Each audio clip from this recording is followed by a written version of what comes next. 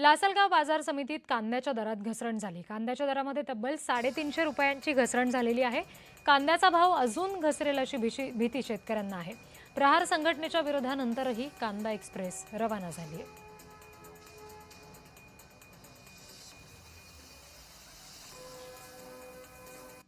मला तर असं वाटतंय की जो नाफेडने कांदा खरेदी केला होता तो त्या ठिकाणी सडलेला आहे, कमी दर्जाचा कांदा खरेदी केला होता। मग तो सडत आहे म्हणून तुम्ही आमच्या शेतकऱ्याच्या विरोधात तो कांदा लगेच मार्केटला उतरवताय का?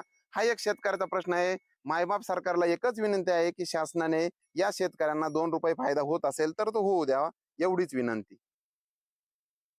खऱ्या अर्थानं या कांदा पाठवण्यासाठी आमचा तीव्र विरोध होता। कारण हा कांदा केंद्र सरकारने बाहेरच्या देशामध्ये एक्सपोर्ट करावा। का आपण जर बघितलं तर आमच्या चाळ्यांमध्ये आज 50% पेक्षा जास्त कांदा शिल्लक आहे आणि आताच आमचं मार्केट पाडण्याचं षडयंत्र सरकार जर करत असेल तर सरकारचा आम्ही कांदा उत्पादक शेतकरी तीव्र शब्दात निषेध व्यक्त करतो। ह्याच्यात सडलेला कांदा आहे, चांगला कांदा शेतकऱ्याच्या घरी पडलेला आहे। हा जो आहे तो सडलेला आहे। मग चांगला कांदा घेऊन जाण्यासाठी कोणती ट्रेन आहे? आम्हाला या ट्रेनमध्ये चांगला कांदा आहे का? कुठल्या सेंटरवरून यांनी तो कांदा आणलेला आहे?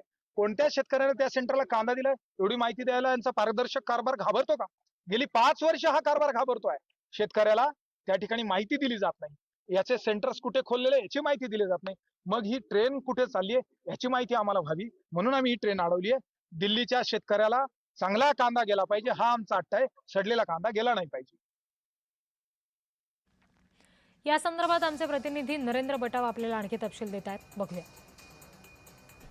दिल्लीमध्ये कांद्याचे दर नियंत्रित ठेवण्याकरता केंद्र सरकारने पावले उचलत जो नाफेड व एनसीसीएफ मार्फत जो कांदा खरेदी केला होता तो आता रेल्वे मार्फत दिल्लीच्या दिशेने रवाना झाला आहे। ज्यावेळेस तो कांदा लासलगाव रेल्वे स्थानकावरून दिल्ली दिशेने जात होता त्यावेळेस प्रहार संघटनेच्या काही पदाधिकाऱ्यांनी ही रेल्वे रोखण्याचा प्रयत्न केला, तरी ते त्यानंतर काही वेळानंतर ही रेल्वे दिल्लीच्या दिशेने रवाना झाली आहे।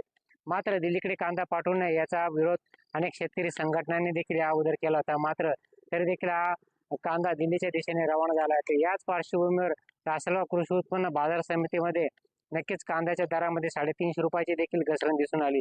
एकूणच बघता आता हा जो कांदा रेल्वे मार्गे दिल्लीत पोहोचल्यानंतर नक्कीच यावेळी नाशिक जिल्ह्यासह इतरही बाजार समितीमध्ये कांद्याच्या बाजारभावात काय फरक पडतो हे नक्कीच बघणं महत्त्वाचं ठरणार आहे। नरेंद्र बटाव, जय महाराष्ट्र न्यूज, लासलगाव, नाशिक।